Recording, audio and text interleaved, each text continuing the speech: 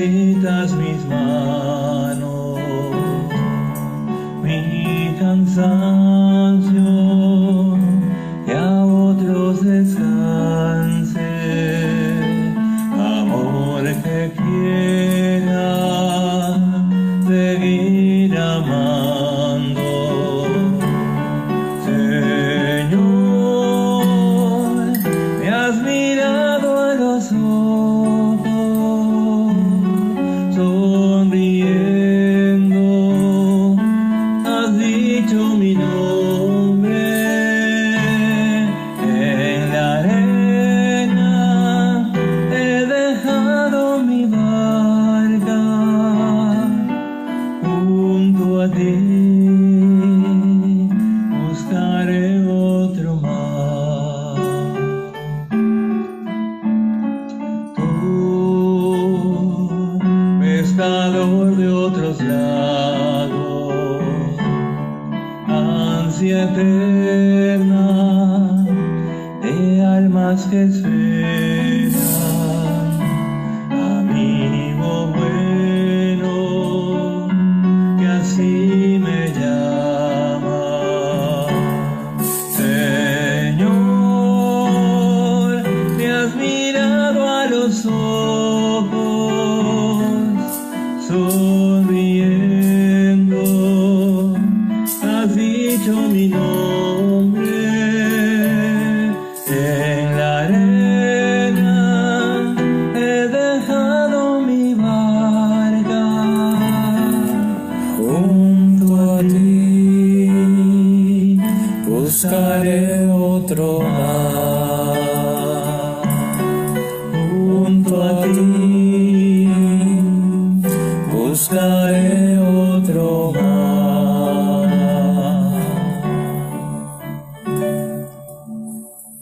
Sea por siempre bendito y alabado. Jesús sacramentado. Padre nuestro que estás en el cielo, santificado sea tu nombre. Venga a nosotros tu reino, hágase tu voluntad en la tierra como en el cielo. Danos hoy nuestro pan de cada día, perdona nuestras ofensas, como también nosotros perdonamos a los que nos ofenden. No nos dejes caer en la tentación y líbranos del mal. Amén. Dios te salve María, llena eres de gracia, el Señor es contigo. Bendita eres entre todas las mujeres y bendito es el fruto de tu vientre, Jesús. Santa María, Madre de Dios, ruega por nosotros pecadores, ahora y en la hora de nuestra muerte. Amén. Gloria al Padre, y al Hijo, y al Espíritu Santo. Como era en el principio, ahora y siempre, por los siglos de los siglos. Amén. Sea por siempre bendito y alabado. Jesús sacramentado. Padre nuestro que estás en el cielo, santificado sea tu nombre. Venga a nosotros tu reino, hágase tu voluntad en la tierra como en el cielo. Danos hoy nuestro pan de cada día, perdona nuestras ofensas, como también nosotros perdonamos a los que nos ofenden. No nos dejes caer en la tentación y líbranos del mal. Amén. Dios te salve María, llena eres de gracia, el Señor es contigo. Bendita eres entre todas las mujeres y bendito es el fruto de tu vientre, Jesús. Santa María, Madre de Dios, ruega por nosotros pecadores, ahora y en la hora de nuestra muerte. Amén. Gloria al Padre, y al Hijo, y al Espíritu Santo. Como era en el principio, ahora y siempre, por los siglos de los siglos. Amén. Sea por siempre bendito y alabado. Jesús sacramentado. Padre nuestro que estás en el cielo, santificado sea tu nombre. Venga a nosotros tu reino, hágase tu voluntad en la tierra como en el cielo. Danos hoy nuestro pan de cada día, perdona nuestras ofensas, como también nosotros perdonamos a los que nos ofenden. No nos dejes caer en la tentación y líbranos del mal. Amén. Dios te salve María, llena eres de gracia, el Señor es contigo. Bendita eres entre todas las mujeres y bendito es el fruto de tu vientre, Jesús. Santa María, Madre de Dios, ruega por nosotros pecadores, ahora y en la hora de nuestra muerte. Amén. Gloria al Padre, y al Hijo, y al Espíritu Santo. Como era en el principio, ahora y siempre, por los siglos de los siglos. Amén.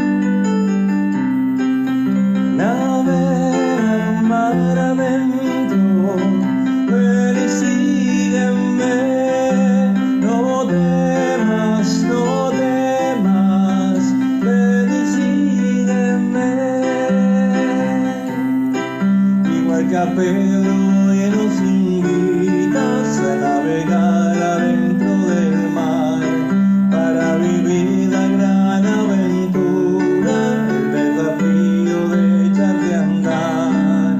Navega mar adentro, ven y sígueme, no temas, no temas, ven y sígueme, con los oídos muy bien abiertos, te doy mis manos y lo que soy, en tu palabra echaré las redes, Señor Jesús, confiamos en ti.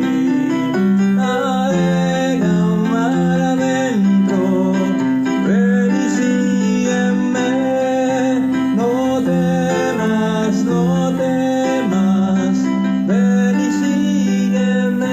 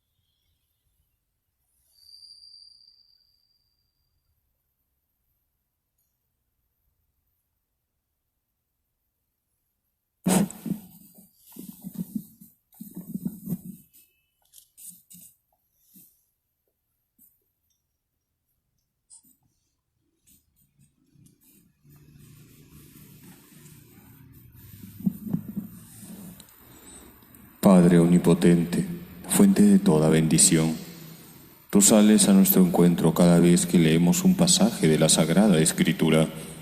Te pedimos, Padre, llenos de fe, que nos unjas con el Espíritu Santo, para que descubramos las maravillas de tu amor misericordioso en cada versículo de la Biblia que meditaremos.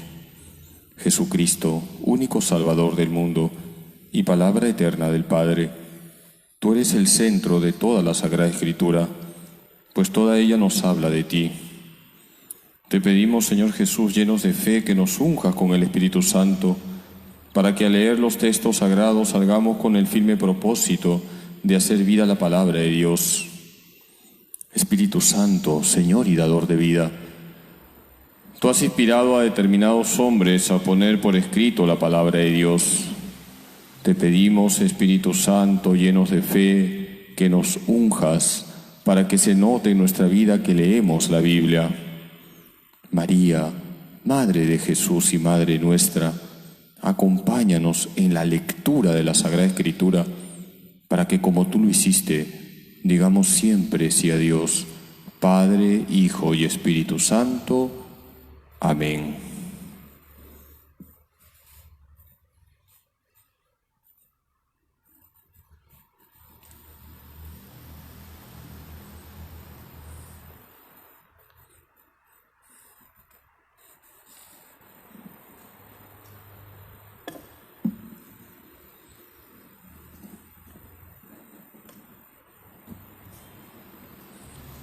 Queridos hermanos, delante de Jesús Eucaristía, hacemos la lección divina con el texto bíblico Lucas 5, 1 al 11.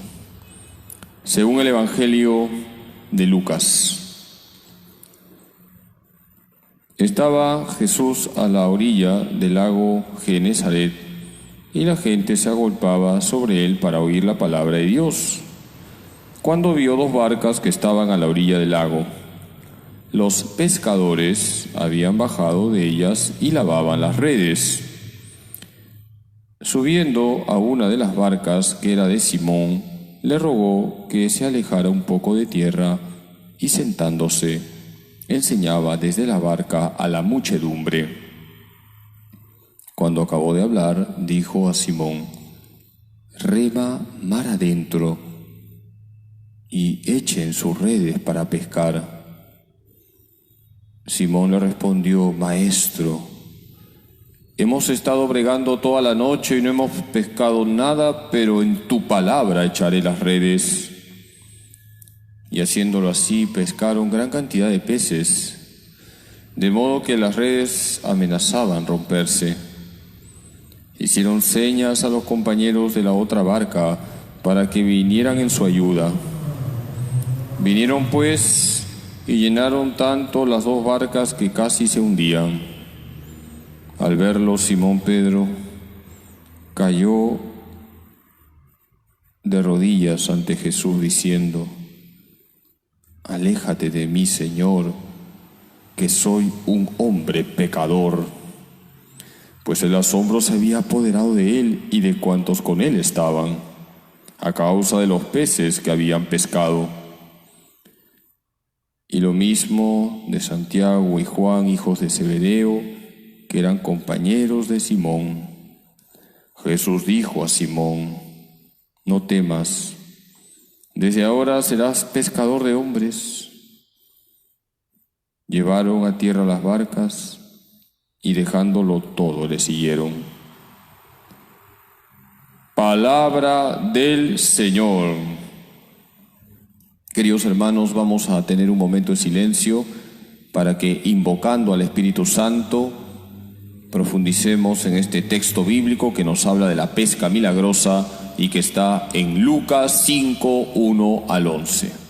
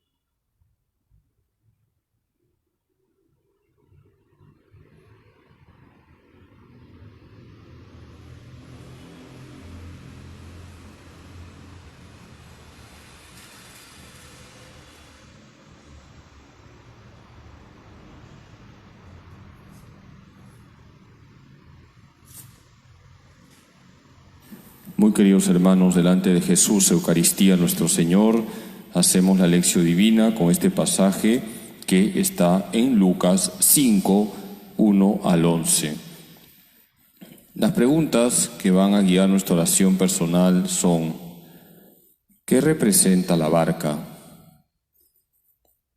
¿Qué pide Jesús? ¿Qué virtud aprendemos en este pasaje? ¿Y cuál es la reacción de Pedro? Comencemos por preguntarnos qué representa la barca. La imagen de la barca se aplica a la iglesia. La iglesia es la barca del Señor. Pero hay un detalle muy importante en este pasaje. Jesús sube a la barca de Pedro. Este detalle no es secundario. Había muchas barcas, pero Jesús sube a la barca de Pedro. La iglesia también es la barca de Pedro, porque Jesús así lo quiso, hizo de cabeza en el grupo de los apóstoles. Y hoy el sucesor de Pedro es el Papa Francisco. El Papa es el vicario de Cristo en la tierra, el que representa a Cristo en la tierra. Por eso la iglesia es la barca del Señor, pero también podemos decir que es la barca de Pedro, dejando en claro que Pedro está para llevarnos a Cristo. La iglesia es como una barca y puede ocurrir que en algún momento da la impresión que la barca se va a hundir. Por eso este pasaje también podríamos conectarlo con otro pasaje que ustedes recordarán, cuando Jesús está durmiendo en una barca y las olas se agitan, viene un viento huracanado, los apóstoles que están en la barca se asustan, pero Jesús, al ser despertado, pone todo en orden. Este pasaje que hoy hemos leído lo podemos conectar también con aquel donde parece que la barca se va a hundir, pero la barca nunca se va a hundir, porque la iglesia es indestructible. ¿Y qué seguridad que debemos sentir estando en la iglesia? San Juan Crisóstomo decía: la barca de Jesús no puede hundirse. Las olas no quebrantan la roca, sino que se tornan ellas mismas espuma. Nada hay más fuerte que la iglesia.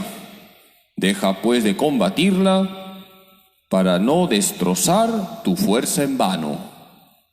Es inútil pelear contra el cielo. Cuando combates contra un hombre, o vences o eres vencido. Pero si peleas contra la iglesia, el dilema no existe. Dios es siempre más fuerte. Son las palabras de un padre de la iglesia, San Juan Crisóstomo. La iglesia es indestructible. ¿Y por qué? Por Jesucristo, no por nosotros. Se cuenta que en la época del emperador Julio César, este emperador estaba en una barca y de repente se dio cuenta que sus marineros comenzaron a tener miedo porque iban a pasar por un mar agitado. Y el emperador Julio César les dijo: no tengan miedo porque llevan al César. Nosotros podríamos cambiar esta anécdota y decir que Jesús hoy nos señala: no tengas miedo porque en la barca estoy yo. La barca no se va a hundir. A lo largo de su historia, la Iglesia ha pasado por persecuciones, por crisis, pero la Iglesia no se va a hundir.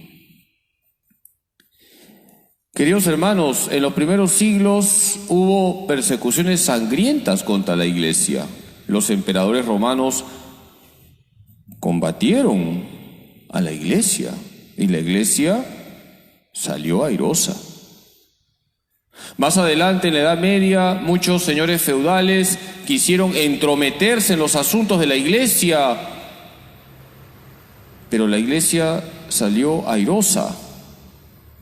Luego, cuando vino el protestantismo y parecía que esto iba a ocasionar la desaparición de la Iglesia porque aparecieron otras comunidades, la Iglesia salió airosa. Cuando Napoleón tomó al Papa Pío VI, y de hecho el Papa Pío VI murió encarcelado, y luego tomó prisionero al Papa Pío VII, muchos decían: ya la Iglesia va a desaparecer. Y se relata que Napoleón le dice a un cardenal llamado Consalvi, muy famoso entonces voy a destruir la Iglesia, le dijo Napoleón al cardenal Consalvi, y el cardenal Consalvi le respondió: imposible, si nosotros los clérigos no la hemos destruido en tantos siglos menos tú. Y es verdad, porque los sacerdotes también somos de barro y muchas veces hacemos daño a la Iglesia, pero la Iglesia es indestructible. Y luego, si seguimos analizando la historia frente a las persecuciones del comunismo, que ocasionó tantos genocidios, la Iglesia ha salido siempre airosa. Más aún, la sangre de mártires es semilla de nuevos cristianos. Por lo tanto, la barca no se va a hundir. Estamos seguros en la Iglesia. Y la barca de Jesús también es la barca de Pedro. ¿Qué pide Jesús? Segunda pregunta. En Lucas 5:4 leemos cómo Jesús le dice a Pedro: rema mar adentro y echen sus redes para pescar. La barca, que es la Iglesia, tiene que remar mar adentro. Jesús no le dice a Simón Pedro: quédate en la orilla, no te arriesgues de ninguna manera. Jesús le está diciendo a Simón Pedro: arriésgate, anda mar adentro y lanza las redes. La Iglesia debe siempre arriesgar, pero ello no es imprudencia, es una virtud, la audacia. La Iglesia tiene que ser audaz. Remar mar adentro es avanzar, ir a las aguas profundas. No tener miedo de estar en aguas profundas. No hay que tener miedo de asumir los retos de cada tiempo. No hay que tener miedo de iluminar las situaciones límites que se dan en cada etapa de la historia. Hay que asumir las situaciones espinosas que aparecen en la sociedad. La Iglesia no puede ser como el avestruz que ante un problema, ante un peligro, esconde la cabeza en el suelo. De ninguna manera. La Iglesia tiene que remar mar adentro. Y eso exige asumir los problemas, las situaciones complicadas que aparecen en la sociedad para iluminarlas desde el Evangelio. Y al respecto quisiera tocar dos puntos espinosos que tienen que ver con esto de remar mar adentro: los divorciados vueltos a casar y los homosexuales. No hay que tener miedo de abordar estos temas. En cuanto a los divorciados vueltos a casar, el Evangelio ilumina también la situación de estas personas, estos hermanos nuestros, que de ninguna manera están excomulgados. Pero sí es bueno decir las cosas claras. El Papa Francisco, en la exhortación apostólica Amoris Laetitia, señala que con relación a los divorciados vueltos a casar hay 3 verbos: acoger, discernir e integrar. En primer lugar, hay que acoger. Los sacerdotes debemos acoger todas las situaciones y escuchar. Y cuando se acerca una persona divorciada, vuelta a casar, al confesionario, hay que escucharle, lo cual no significa que le vas a decir, anda, comulga nomás. Lo primero es acoger, escuchar. Y entrar en un diálogo pastoral, es lo primero. En segundo lugar, discernir. Hay que ver cada caso. ¿Cuántas veces podemos hacer daño a los sacerdotes por no discernir? Por ejemplo, si son personas convivientes, está claro que si hay trato marital no pueden comulgar, pero uno puede invitarles a que pronto se casen por la iglesia. Y por lo general, cuando las personas tienen buena voluntad, se preocupan y regularizan su situación. Hay que discernir. Cada caso es diferente. Se da el caso también de personas que son divorciadas, pero que son célibes y que a veces se han acercado al confesionario y el sacerdote les ha preguntado, ¿casado o soltero? Dicen, divorciado, no puedes comulgar. Pero sí podía, porque es célibe. Qué importante es discernir, y para eso antes acoger.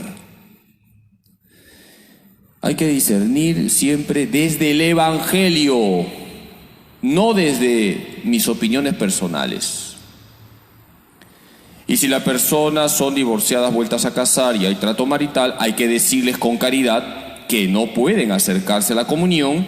Pero entonces viene el tercer verbo, integrar. No puedes comulgar por ahora, pero fíjate, hay un grupo bíblico, hay un voluntariado, hay este grupo que te puede ayudar. Puedes hacer muchas cosas dentro de la iglesia.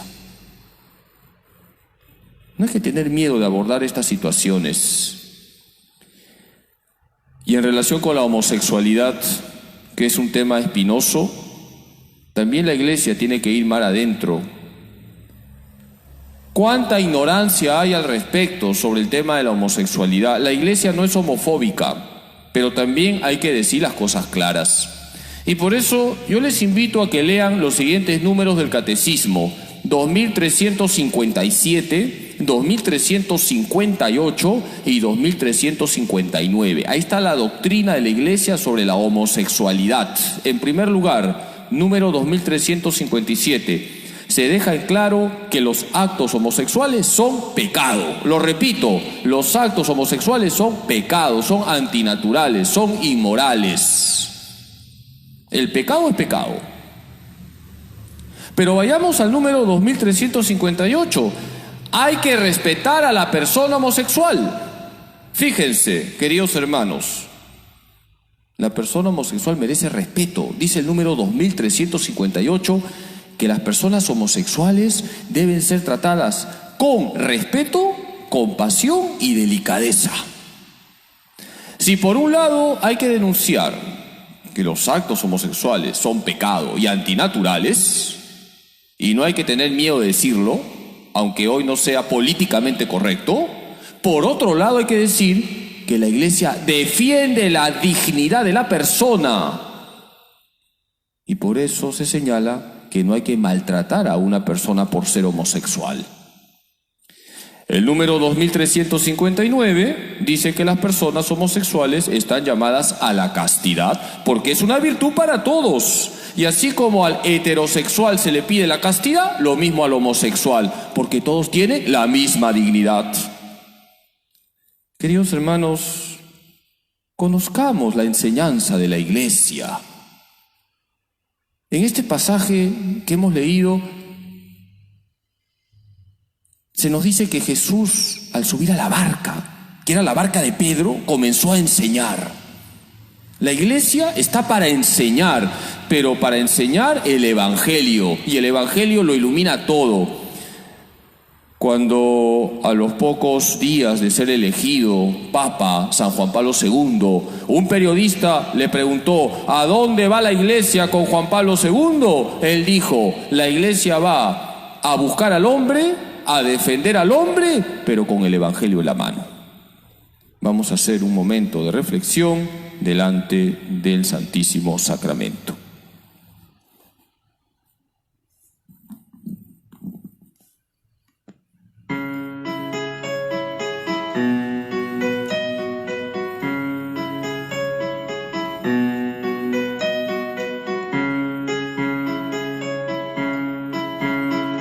Después de haber trabajado sin nada pescar,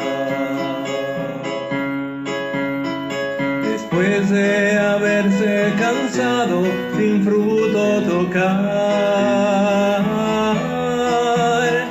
tú llegas, Señor, a mi orilla, pidiendo mi rumbo cambiar. Me mandas volver a pescar en el fondo del mar, solo porque tú me lo pides, lo haré sin tardar. Mis redes al mundo echaré para poder sacar aquellos que lloran en la soledad del fondo del mundo sin luz. Me pides que suba a tu barca y me ponga a pescar. Sí, solo porque tú lo dices. Sí, en tu nombre las redes echaré en la parte más honda, en lo escondido del corazón. ¿Dónde quieres hallar a tus hijos que viven sin ti? Sí, solo porque tú lo dices. Sí, en tu nombre las redes echaré en la parte más honda, en lo escondido del corazón. ¿Dónde quieres hallar a tus hijos que viven sin ti?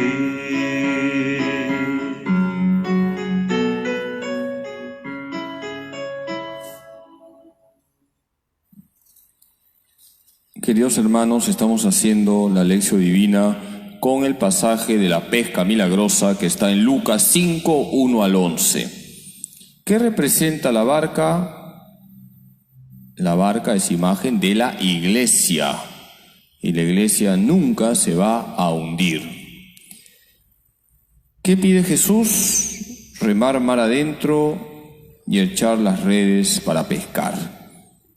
Remar mar adentro significa no tener miedo de arriesgar y de iluminar las situaciones complicadas que aparecen en la historia, pero siempre desde el Evangelio. Echar las redes para pescar es evangelizar. Desde el Evangelio se ilumina todo, también aquellas situaciones complicadas en la vida de las personas. Hemos hablado solo de dos situaciones complicadas: los divorciados vueltos a casar y las personas homosexuales. ¿Qué virtud aprendemos en este pasaje? Ante lo que Jesús dice, ante esa orden, remen mar adentro y echen sus redes para pescar, está la respuesta de Pedro en Lucas 5:5. Maestro, hemos estado bregando toda la noche y no hemos pescado nada, pero en tu palabra echaré las redes. ¿Cuál es la obediencia que quisiera remarcar? ¿Cuál es la virtud? La obediencia. La virtud de la obediencia aparece en este pasaje. Los discípulos han estado pescando toda la noche Jesús da una orden y Pedro obedece. Qué importante es la obediencia. No debemos olvidar que hemos sido salvados por la obediencia de Cristo. En Filipenses 2:8 se nos dice que Cristo ha sido obediente hasta la muerte, y muerte en la cruz. ¿Cómo concretamos nuestra obediencia a Dios? Preguntémonos sobre el decálogo, si estamos viviendo cada uno de los mandamientos. Cuando obedecemos a Dios, siempre somos bendecidos. Pedro obedece a Jesús, no discute la orden, lanza las redes y es bendecido con una pesca superabundante, a tal punto que las redes reventaban de peces. Cuando tengo que predicar sobre la obediencia, me gusta relatar este cuento. Habían dos hermanos, uno obediente y otro desobediente.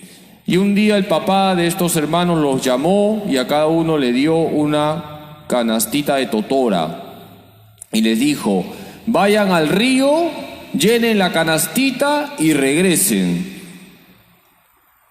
Les espero aquí en la puerta dentro de 5 horas y espero que sean obedientes. Y entonces los dos hermanos se fueron rumbo al río. Pero en el camino, el desobediente le dice al obediente: ¿nuestro papá es tonto o qué? Si nosotros metemos la canastita de totora en el agua, todo el agua se va a chorrear. No tiene sentido ir al río. Yo no voy a ir, total, no se va a dar cuenta. Porque si tú metes la canastita de totora en el agua, luego todo el agua se chorrea. Así que me voy a ir a dormir debajo de un árbol. Y así fue. Este muchacho desobediente se fue a dormir a un bosque debajo de un árbol. En cambio, el muchacho obediente fue al río, metió la canastita de totora en el agua y luego se dirigió a la casa del papá y efectivamente conforme iba avanzando el agua se iba chorreando y la canastita quedó vacía. Los dos hermanos llegaron a la misma hora, los dos tenían la canasta vacía y el papá les dice: muéstreme sus canastas. Y tanto el obediente como el desobediente mostraron sus canastas. Y entonces el papá les dice: he decidido dejar toda mi herencia a aquel hijo que me mostrara la canasta más limpia.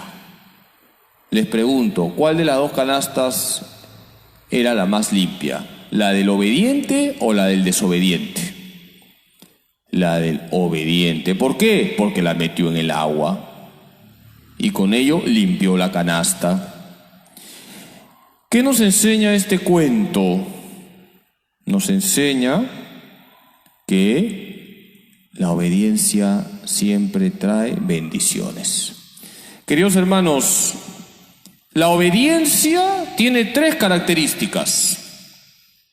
Es sobrenatural, es pronta y es alegre.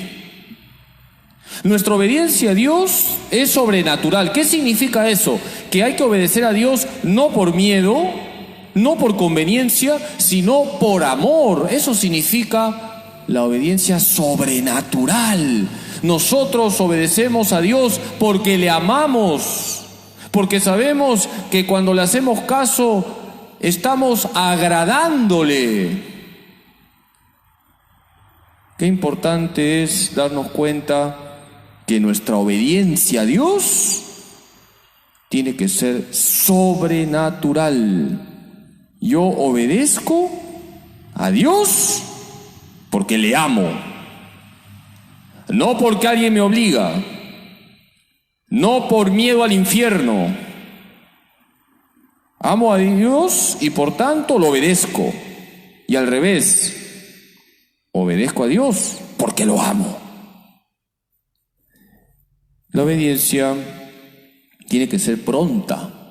Pedro Apenas Jesús le dice, tira las redes, lo hizo. En tu nombre echaré las redes. Debemos obedecer a Dios con prontitud. Al Señor no se le hace esperar. Y la obediencia es alegre. Obedecemos a Dios y estamos alegres, no estamos refufuñando, no estamos con cara de pocos amigos. Quien obedece a Dios está alegre, porque no hay nada más bonito que vivir con el Señor. No hay nada más bello que vivir en la santa ley de Dios. El mayor honor que tenemos es servir a Dios. Algunas veces escuchamos a personas que, como sacando cara, te dicen: por si acaso yo trabajo para el presidente, por si acaso yo trabajo para un gran empresario. Nosotros tenemos que decir: por si acaso nosotros trabajamos para Dios, y lo hacemos con alegría. Pidamos en este momento a Jesús Eucaristía que nos llene del Espíritu Santo para obedecer a nuestro Padre Dios con visión sobrenatural, con prontitud y con alegría. 3 características que tiene la obediencia a Dios y que se concretan, lo repito, en el Decálogo. Hay que vivir los 10 mandamientos y vivirlos con visión sobrenatural, con prontitud y con alegría. Vamos a terminar la lección con la 4ª pregunta. ¿Cuál es la reacción de Pedro? La reacción de Pedro a mí me gusta mucho. Es más, uso esa expresión a cada rato y algunos se escandalizan cuando digo lo que dijo Pedro. Lo voy a decir en latín. Está en Lucas 5:8. Exia me quiga ego sum peccator. Ego sum peccator. Aléjate de mí, Señor, porque yo soy un pecador. Qué bonitas palabras. Pedro reconoce su verdad. Ego sum peccator. Yo soy un pecador. Y ante su miseria, ante su pecado, reconoce la grandeza de Dios. Aléjate de mí, Señor. Queridos hermanos, nunca perdamos la conciencia de que somos pecadores. ¿Queremos ser santos? Sí. Pero el primer paso para ser santos es reconocer que somos pecadores. Y es el Señor quien nos transforma, quien nos renueva, quien hace de nosotros nuevas personas, contando con que somos pecadores. Una vez Jesús a Santa Catalina de Siena le dijo: tú eres la que no eres, yo soy el que soy. Jesús también desde la custodia te dice: tú eres lo que no eres, yo soy lo que soy y yo te transformo y te hago santo. Eso es lo que Jesús te dice. Pero para que Jesús nos haga santos, antes hay que reconocer que somos pecadores. San Felipe Neri, cuando se levantaba, decía cada mañana: Señor, si no ayudas a Felipe, Felipe te traicionará. Porque San Felipe Neri se consideraba un pecador. San Juan María Vianney, santo patrono de los párrocos, decía: si Sansón mató 1000 filisteos con una quijada de burro, ¿qué no hará conmigo, que soy un burro entero? Y San José María decía: soy un pecador que ama a Cristo. Queridos hermanos, nos hace bien reconocer nuestra debilidad, nos hace bien reconocer nuestras fragilidades, nos hace bien reconocer nuestros pecados para confesarnos bien. Quitando a la Santísima Virgen María, nuestra Madre, todos los santos se han considerado pecadores. Es el primer paso. Pero quisiera aclarar que eso no nos debe llevar a ser escrupulosos. Hay que considerar que somos pecadores, pero al mismo tiempo hay que dar gracias a Jesús porque nos ha perdonado nuestros pecados y por tanto, pecado confesado, pecado perdonado. Repito, pecado confesado, pecado perdonado. Somos pecadores, sí, pero los pecados que hemos confesado ya el Señor los ha perdonado. No le estés dando vueltas a los pecados, pero sí, considérate un pecador, eso sí. Hoy estamos celebrando la memoria de Santa María Goretti. Esta niña murió el año 1902 y fue apuñalada por un joven pervertido, un joven llamado Alejandro que quiso abusar de ella. Santa María Goretti defendió su pureza y murió apuñalada. 14 puñaladas le clavó Alejandro a esta niña. María Goretti todos los días le rezaba a la Virgen para vivir la santa pureza. Alejandro fue llevado a la cárcel, pero se convirtió. Este hombre cambió de vida porque dejó que Cristo lo transformara, y eso empezó cuando él reconoció su pecado.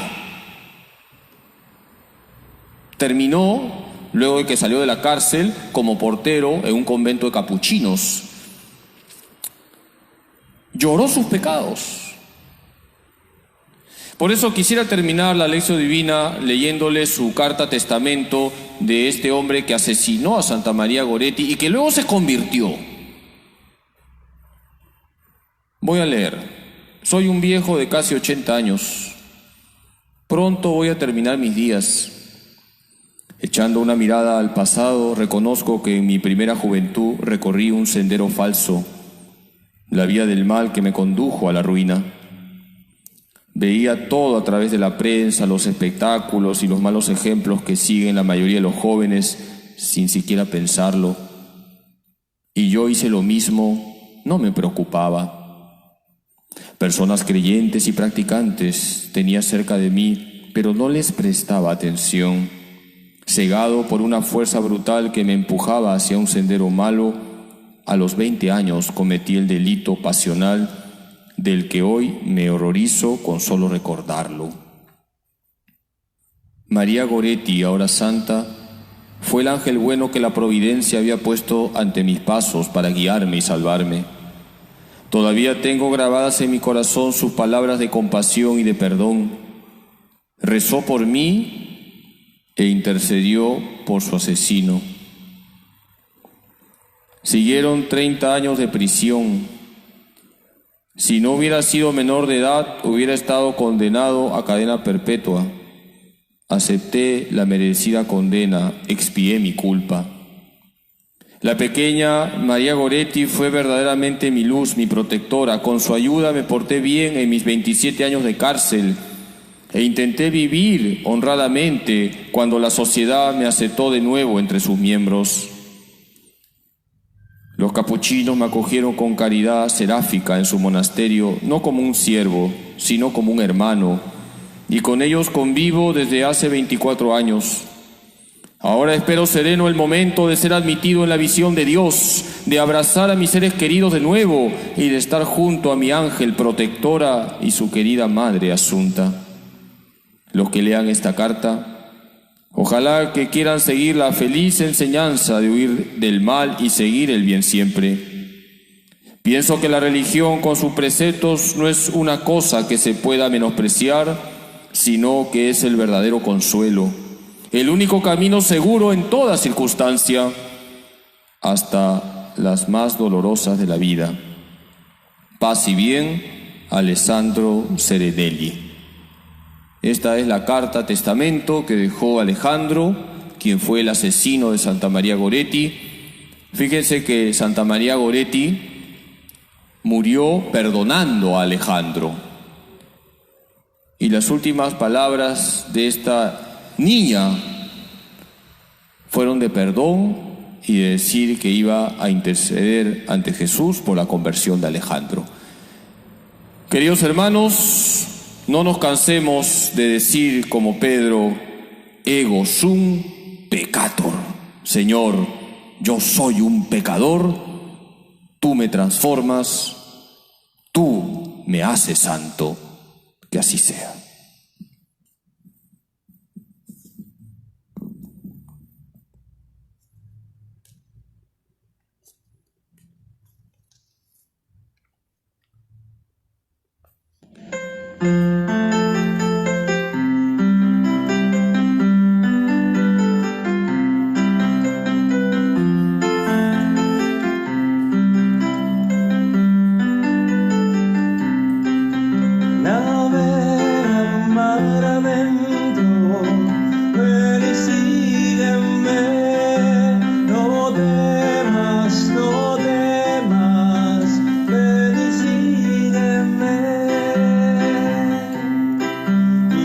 Pedro y nos invitas a navegar adentro del mar para vivir la gran aventura, el desafío de echarte a andar.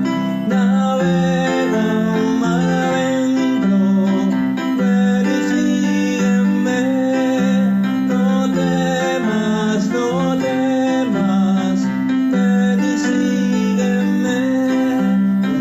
Oídos muy bien abiertos, te doy mis manos y lo que soy. En tu palabra echaré las redes, Señor Jesús, confiamos en ti.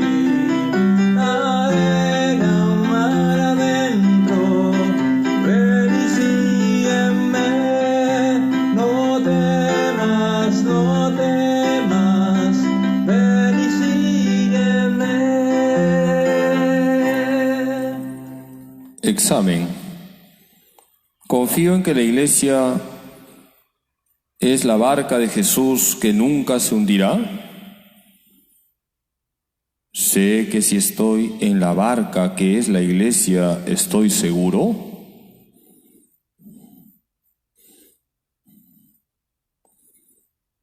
Percibo que la Iglesia, cuando enseña, lo hace siempre desde el Evangelio. Estoy convencido que las cuestiones morales más complicadas siempre tienen luces desde el Evangelio. ¿Cómo vivo la obediencia a Dios? ¿Es mi obediencia sobrenatural, es decir, por amor? ¿Es mi obediencia pronta? ¿Es mi obediencia alegre?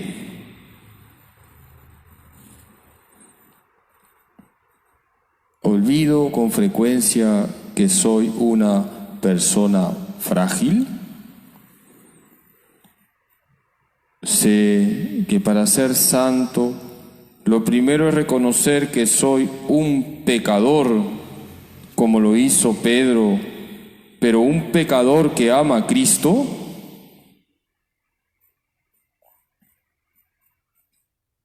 Estoy seguro que a pesar de mis pecados, puedo ser un gran santo si dejo que Cristo cambie mi vida.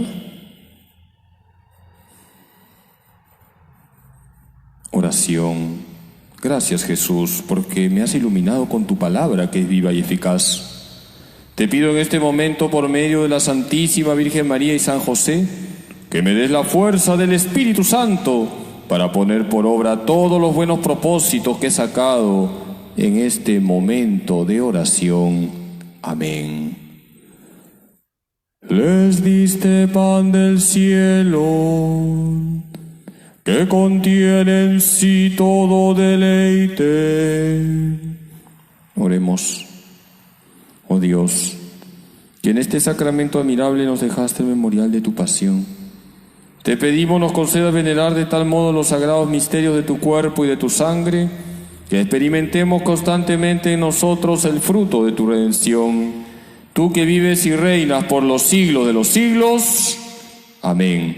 Queridos hermanos, dispongámonos para recibir la bendición con el Santísimo Sacramento, por intercesión de la Virgen, nuestra Madre, y de San José, le pedimos a Jesús que nos libre de todo mal y nos conceda su paz.